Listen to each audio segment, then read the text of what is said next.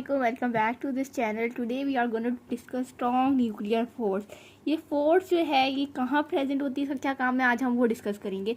Basically ये force होती है एटम के न्यूक्लियस के अंदर. आग होता है एटम के न्यूक्लियस के अंदर क्या होता है, प्रोटॉन्स होते हैं और न्यूट्रॉन्स होते हैं, ठीक है. और around the nucleus these are electrons. जो नेगेटिव चार्ज होता है प्रोटॉन्स का पॉजिटिव होता है, न्यूट्रॉन का जीरो चार्ज. अब न्यूक्लियस में कोई ऐसी फोर्स तो होगी जो प्रोटॉन को प्रोटॉन के साथ अटैच की रखेगी और प्रोटॉन को न्यूट्रॉन के साथ. अब वो क्या होती है, वो स्ट्रॉन्ग न्यूक्लियर फोर्स. ये सबसे ज़्यादा स्ट्रॉन्ग होती है, इतनी स्ट्रॉन्ग है कि मैग्नेटिक फोर्स इलेक्ट्रोस्टैटिक से भी सबसे ज़्यादा स्ट्रॉन्ग फोर्स होती है ये जो न्यूक्लियर फोर्स होती है. प्रोटॉन और प्रोटॉन जो हैं ये पॉजिटिव चार्जेस होते हैं, ये आपस में रिपेल कर लेते हैं, लेकिन कोई फोर्स इनको अट्रैक्ट की रखती है, that is strong nuclear force.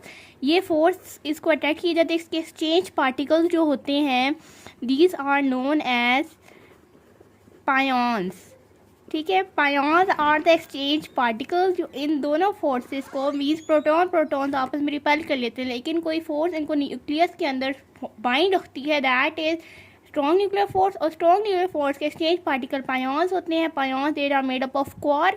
और क्वार क्या करते हैं, दोनों प्रोटॉन पार्टिकल्स को आपस में ज्वाइन रखते हैं, और ये न्यूट्रॉन पार्टिकल जो जीरो चार्ज होता है उसको भी आपस में ज्वाइन की रखते हैं. These are known as particles. इसकी जो रेंज होती है that is 10-15, that is the diameter of proton. इसकी रेंज जो है बहुत कम होती है, range of diameter of proton that is 10-15. और चीज़ स्ट्रेंथ है वो सब फोर्सेस से स्ट्रॉन्ग होती है, दैट इज़ 1. इसकी स्ट्रेंथ जो है वो 1 होती है. और ये फोर्स कहाँ एग्जिस्ट करती है, in the nucleus of the atom, and that attract proton को ज्वाइन की रखती है और प्रोटॉन न्यूट्रॉन को ज्वाइन रखती है. और जो पायॉन्स है that are made up of quark. Quark के पॉजिटिवली चार्ज पार्टिकल्स होते हैं जो पायॉन्स से बनते हैं. पायॉन्स क्या काम करते हैं, इन दोनों को आपस में ज्वाइन किए रखते हैं, जिसकी वजह से जो न्यूक्लियस के अंदर जो प्रोटॉन्स और न्यूट्रॉन्स होते हैं वो क्लैश नहीं होते, मीन्स वो बाहर नहीं जा सकते. इस वजह से वो प्रोटॉन न्यूक्लियस के अंदर ही रहते हैं.